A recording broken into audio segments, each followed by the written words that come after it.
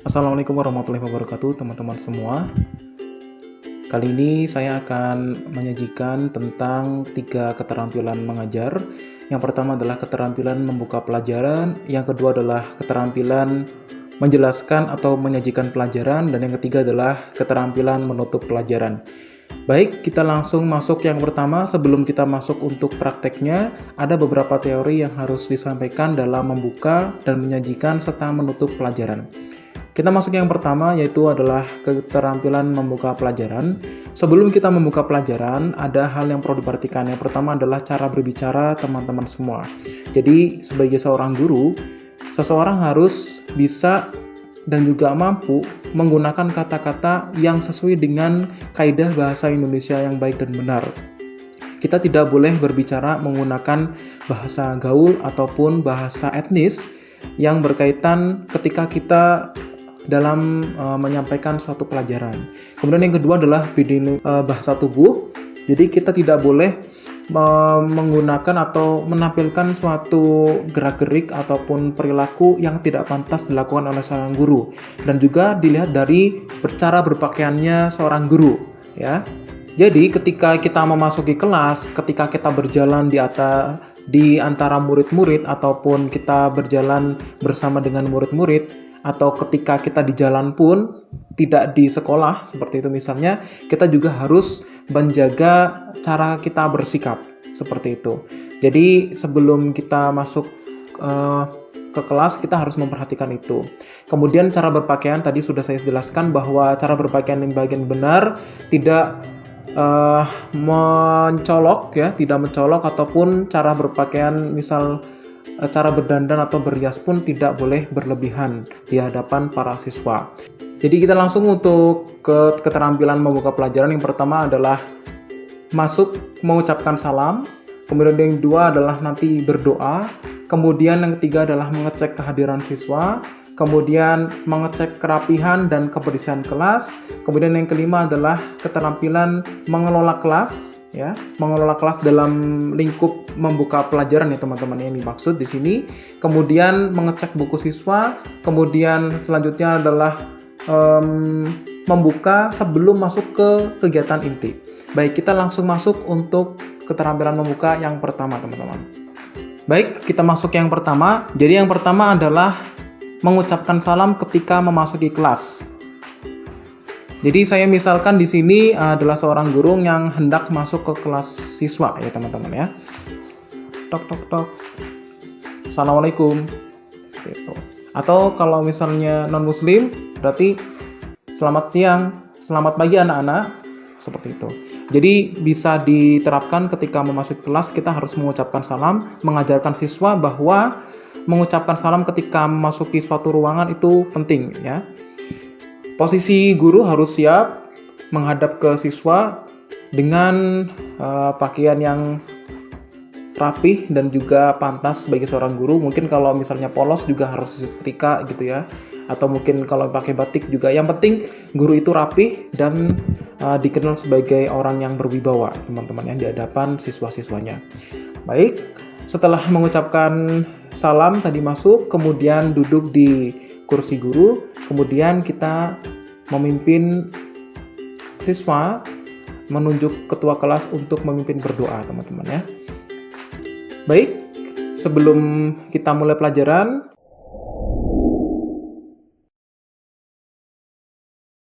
silakan untuk ketua kelas memimpin berdoa. Ayo, Rudi. Waalaikumsalam warahmatullahi wabarakatuh. Bagaimana kabarnya anak-anak? Baik, ya. Kelihatannya masuk semua, ya. Ya, baik, Bapak akan mengecek satu persatu dari daftar kehadiran siswa. Nomor 1, ya. Andi masuk. Oke. 2, Beni masuk, ya. Chandra, baik. Denny, mana Denny? Iya. Evi, oh, baik. Baik, masuk semua, ya. Tidak ada yang sakit atau izin. Baik, sebelum kita memulai pelajaran, coba tolong anak-anak ini lihat di bawah kolong meja kalian ya. Di situ ada sampah atau tidak, silakan dicek dulu. Kalau ada sampah silakan diambil dan dibuang ke tempat sampah ya, karena kebersihan itu penting.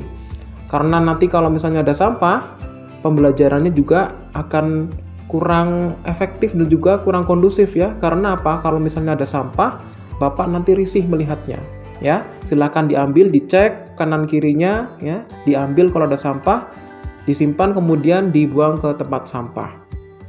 Ya, silakan dibersihkan terlebih dahulu. Ya anak-anak, selanjutnya setelah bersih, silakan yang di belakang maju ke depan ya, karena ini depan masih kosong ya. Ayo maju ke depan, Deni ke depan, ayo Dewi. Ya, ke depan ya. Dirapikan dulu ya, dirapikan. Disamakan kanan dan kirinya, disamakan, jangan maju satu mundur ya, dirapikan. Pokoknya di pelajaran Bapak itu semuanya harus rapi, harus bersih, semua siswa harus siap dengan kesiapan yang total ya. Jadi sebelum kita masuk ke pelajaran, kita bersihkan kelasnya ya. Kalau misalnya kelas itu bersih, maka pikiran pun akan bersih atau jernih ya. Baik. Nah, coba anak-anak ada yang tidak membawa buku tulis dan juga buku pelajaran? Bawa semua ya, karena pelajaran hari ini itu pelajaran yang sangat penting ya. Semua pelajaran itu penting. Oleh karena itu, anak-anak harus membawa buku pelajaran dan juga membawa buku tulis supaya materi yang disampaikan hari ini bisa diingat ya sampai kalian mati tentunya ya. Karena itu bermanfaat untuk hidup kalian nanti, walaupun bukan sekarang tapi nanti akan berguna pastinya. Baik, sekarang lihat di halaman 48 ya. Kemarin kita sudah selesai di bab 1, sekarang masuk ke bab 2, dilihat di bab 2 halaman 48 ya. Silakan.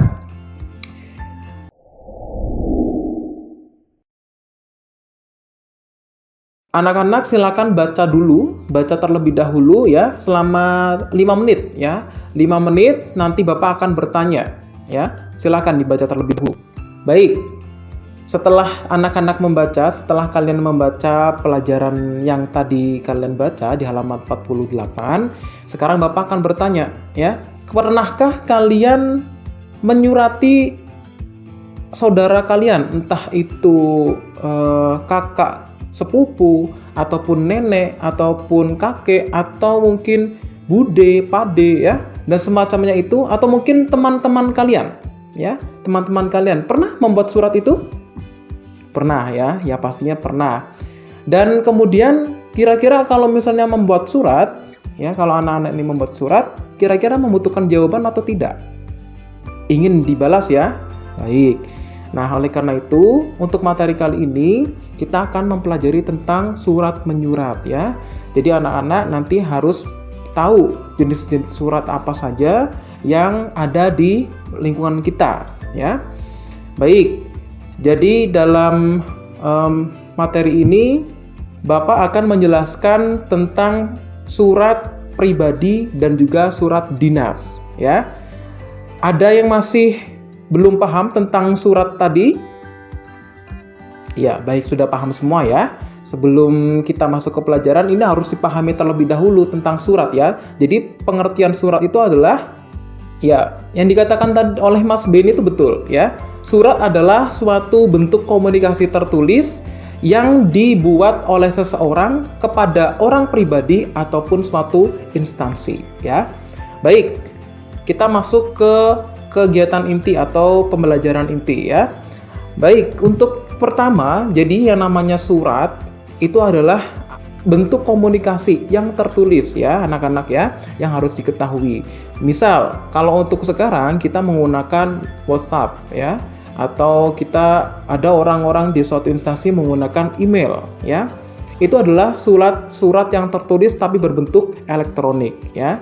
Tapi yang dimaksud di sini itu adalah surat yang tertulis oleh tangan kemudian dikirim secara manual. Baik, untuk yang pertama di sini itu ada surat pribadi dan surat dinas ya. Mungkin anak-anak bisa lihat di situ surat pribadi itu pengertiannya apa, kemudian surat dinas itu pengertiannya apa. Silakan dibaca terlebih dahulu. Ya, Coba, ada yang bisa menjawab pertanyaan Bapak tadi, apa yang dimaksud dengan surat pribadi dan apa yang dimaksud dengan surat dinas? Silakan, ayo acungkan jari. Ya, Evi, silakan. Bagus, ya. Ada lagi? Ya, Benny, silakan. Pinter, ya. Jadi yang dikatakan oleh Evi dan juga Benny itu benar, ya. Karena yang namanya surat pribadi itu adalah suatu bentuk komunikasi tertulis yang disampaikan secara pribadi atau perorangan, ya, dan itu tidak mengikat suatu instansi tertentu, ya, tidak terikat oleh ikatan suatu instansi tertentu. Tapi kalau surat dinas itu adalah suatu bentuk komunikasi tertulis yang dibuat atau disampaikan kepada atau oleh pihak atau suatu instansi resmi, ya. Nah, nanti kita akan mempelajari tentang perbedaannya, ya, perbedaan antara surat pribadi dan juga surat resmi. Nah, silakan kalian baca terlebih dahulu perbedaan antara surat pribadi dan surat resmi. Nah, di sini di buku kalian di halaman 50 itu ada contoh surat pribadi, ya. Ya anak-anak ya, sekarang coba perhatikan terlebih dahulu surat itu sebelum kita masuk ke perbedaannya. Ya, silakan dibaca surat pribadi itu ada kartu ucapan atau kartu apa itu di situ ya? Oh, kartu undangan untuk ulang tahun dari teman-teman ya, dari teman yang lain. Silakan dibaca dulu ya. Nah, di situ tulisannya apa anak-anak ya? Coba dilihat di situ ada kata-kata kepada, misal di situnya titik-titik ya, kepada Evi misalkan. Kemudian dari siapa? Dari yang ulang tahun nih. Yang ulang tahun misal Mas Beni. Berarti dari Beni. Nah, kalimatnya di situ tertulis juga yang tercinta temanku Evi ya. Kemudian apa lagi? Ditunggu kehadirannya ya di acara ulang tahunku yang ke berapa tahun? Ke-13 tahun ya. Ke-13 tahun jam berapa di situ? Pukul 15.00 kemudian di mana? Di rumahnya ya, di rumah Beni ya, di rumah Beni ya. Jangan lupa ya, saya tunggu kehadiranmu, salam sayang misal. Wah, tertanda Beni. Nah, itu ya. Jadi di situ ada kata-kata mungkin di situ kecil ya, suratnya kecil dan banyak hiasan-hiasan atau warna-warni, ada bentuk balon, mungkin ada bentuk pita, kado dan segala macam. Nah, selanjutnya anak-anak lihat di halaman 51, di situ ada contoh surat resmi ya, yang membedakan antara surat pribadi dengan surat resmi ya. Coba dilihat dulu, di situ ada apa? Ya, betul, ada kepala surat ya. Di situ ada gambar logo ya. Ada gambar logo, tulisannya siapa itu? Dinas Pendidikan Kota Malang. Iya, betul ya. Kemudian bawahnya itu ada apa lagi selain di bawahnya Dinas Pendidikan Kota Malang?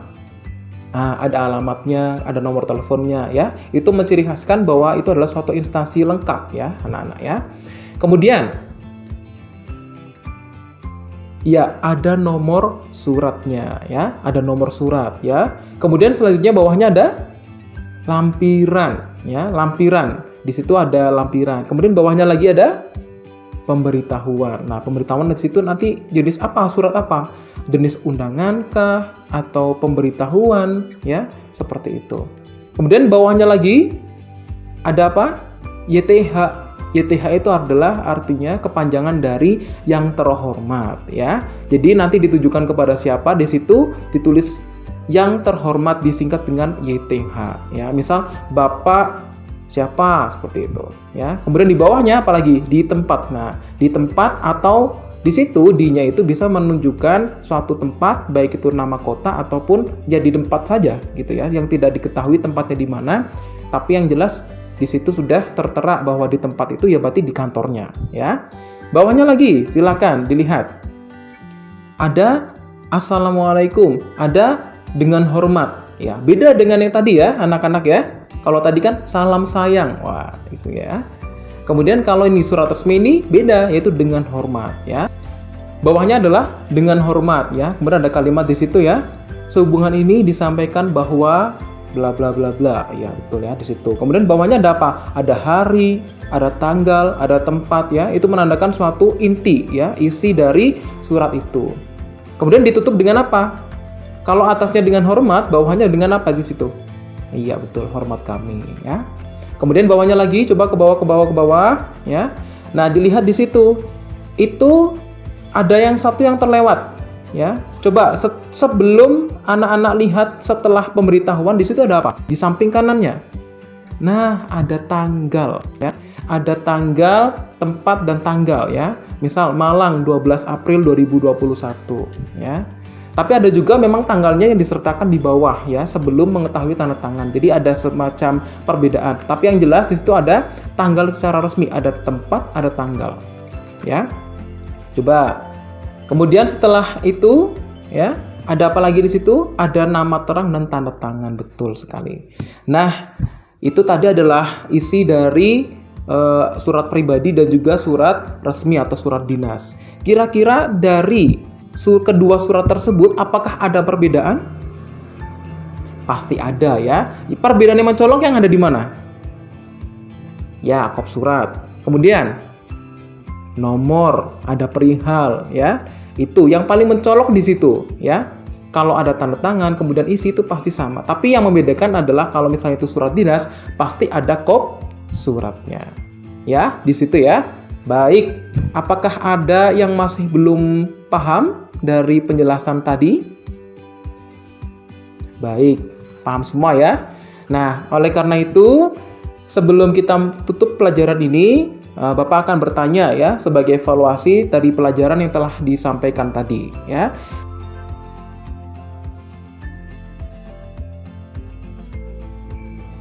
Baik, tadi sudah ada dua surat. Surat apa dan surat apa? Surat pribadi dan juga surat dinas ya. Untuk surat pribadi berarti untuk siapa? Pribadi ke pribadi ya, betul. Untuk pribadi ke orang lain yang sifatnya tidak resmi. Kalau surat dinas atau surat resmi itu berarti adalah surat yang ditujukan atau dibuat oleh suatu instansi, betul, atau suatu lembaga resmi ya. Makanya di situ ada perbedaan. Yang paling mencolok ada di mana? Kepala surat. Apalagi tadi yang paling mencolok ada kepala surat, kemudian nomor surat ya. Apalagi perihal dan juga pemberitahuan ya. Kalau untuk yang lain hampir sama ya kan? Hampir sama, tetapi yang membedakan yang pastinya kalau misalnya kalian nanti menerima surat, ada kepala suratnya di sini, misal untuk Bapak, ya berarti tidak boleh dibuka karena itu adalah suatu surat resmi ya. Berarti itu memang harus ditujukan kepada yang penerimanya di situ ya, karena itu adalah surat resmi. Baik, bisa dipahami ya di sini ya. Bagus ya. Jadi besok karena kita sudah mengetahui pengertian dan juga perbedaan antara surat resmi dan juga surat pribadi, besok kita akan di hari selanjutnya ya akan membuat contoh surat pribadi ya, dan kemudian kita juga akan membuat contoh surat resmi ya. Bisa ya? Bisa dipahami ya anak-anak ya? Bagus. Baik, sebelum kita tutup pelajaran pada pagi hari ini, kita berdoa dulu ya supaya pelajaran yang kita terima menjadi pelajaran yang barokah ya, yang juga bermanfaat untuk hidup kita. Kalau kalian besar nanti pastinya akan bermanfaat. Semoga bermanfaat baik untuk diri sendiri dan juga untuk orang lain ya. Ayo dipimpin dulu, Mas Denny, silakan. Baik, Bapak tutup untuk pelajaran kali ini. Ketemu lagi di hari Kamis ya. Ada pelajaran Bapak di situ. Saya Bapak tutup. Mohon maaf ya kalau ada salah kata. Assalamualaikum warahmatullahi wabarakatuh. Selamat siang semua anak-anak. Baik, Bapak akhir dulu. Ketemu lagi di hari Kamis ya. Oke.